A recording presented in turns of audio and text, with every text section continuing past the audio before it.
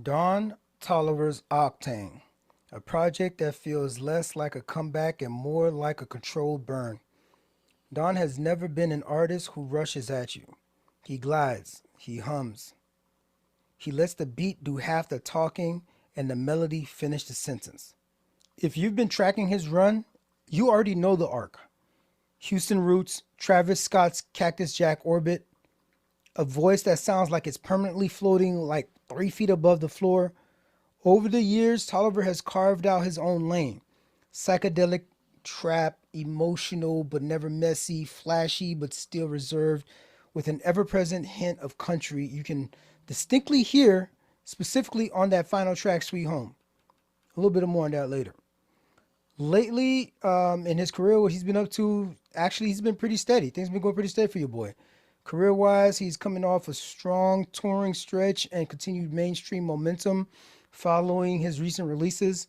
On a personal front, the man is in a settled phase of life, partnered with Kaliukis, another artist who I've featured in the past.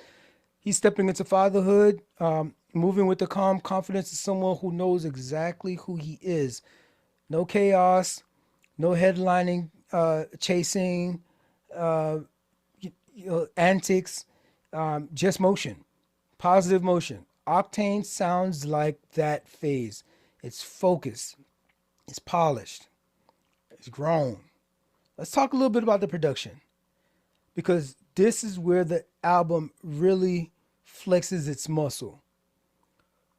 First key detail, the beats are sleek, heavy basses, ever present, bamming in your whip, ever present, but it's not reckless. The production leaves space for Don's voice to stretch, echo, or melt into a track whenever it needs to. Nothing ever feels overcrowded. Another thing, the strong blend of course, trap, R&B, psychedelic textures, the genre blending that he's doing here, the synths that come out feel warm. They're not, they're not sharp and like abrupt. The drums is knocking, but they don't rush. This is production built for movement. Like I said, man, having that joint in the whip. Hopefully, you have some nice bass in that joint. Maybe a long highway ride.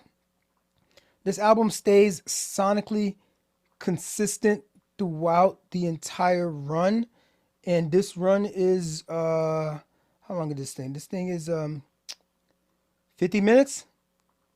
It's a 50-minute run. You got 18 tracks on this thing. Don picks his lane. He sticks to it and owns that freaking joint.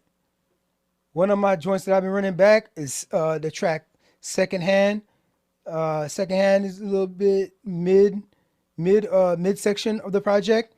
It's one of the album's emotional anchors. The beat leans into melancholic, glitchy textures with a sappy sample that creates an almost cinematic atmosphere.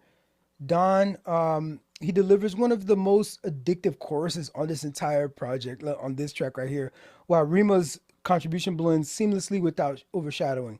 The chemistry feels effortless. It's reflective without losing momentum. It's a rare balance that shows his range. Tiramisu, this one is gonna be the most played, I think, yeah, 23 million plays. Yeah, that big guy, 23 million plays. And it's a radio hit. I get it. I see the textures of it. It's not my favorite track, but it's the lead single, and it is one of the more refined moments. Like I said, it's made for the radio. It was released back in September. The track becomes an instant favorite because of the atmospheric blend and the romance and melancholy that's laced throughout. Cardo's production is laid.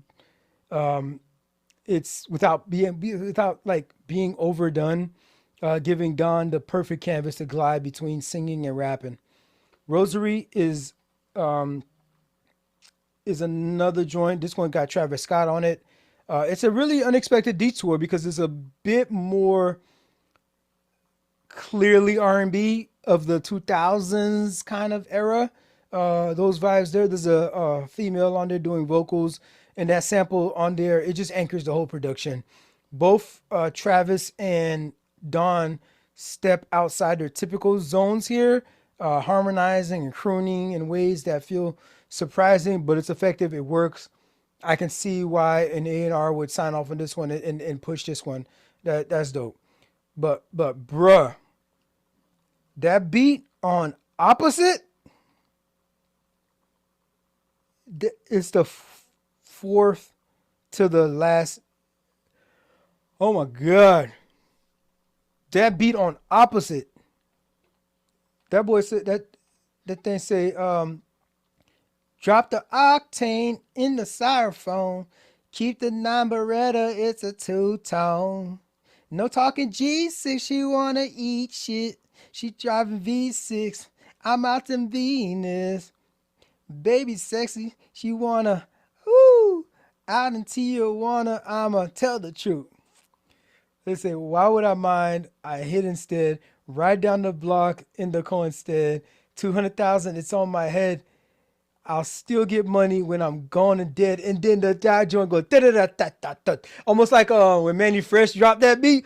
Think of that the snares and then like and then there boom, boom. And then there's a wow. It does one of those like clearly Houston sounds on like when you like chop and screw some joint, right?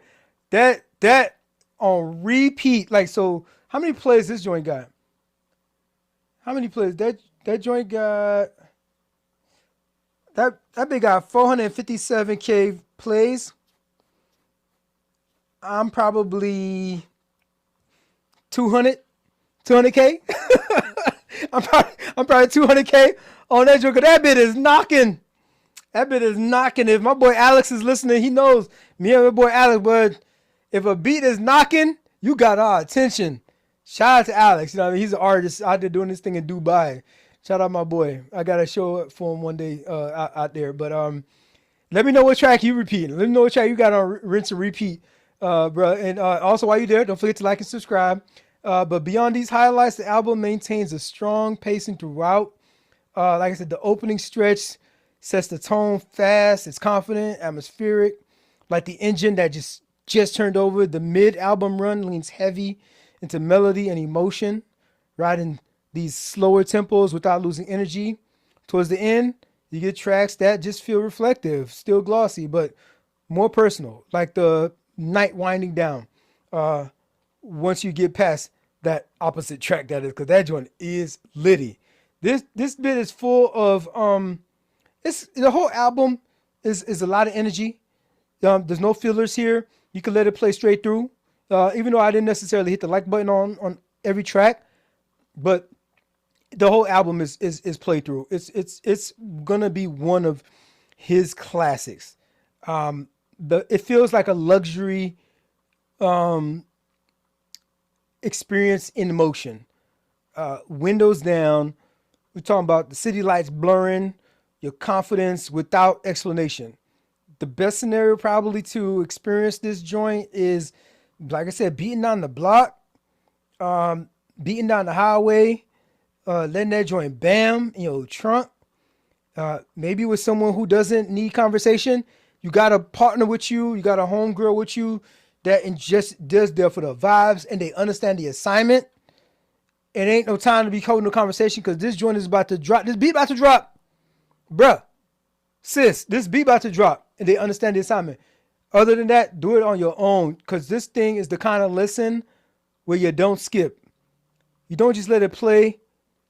You let it arrive and you arrive with it. And when you arrive in a little bit more wavy than when you left.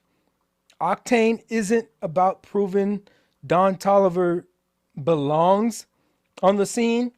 That's not a question. He was already solidified years ago. This album is about comfort in his lane. It's a little bit like showing off. This is an artist settling into his sound, his life, his space, and his pace. The singles prove he can make hits if that's what you're looking for. But the deep cuts prove he can build atmosphere, and the whole project just proves he's operating at a level most artists never even reach, never even dare to dream.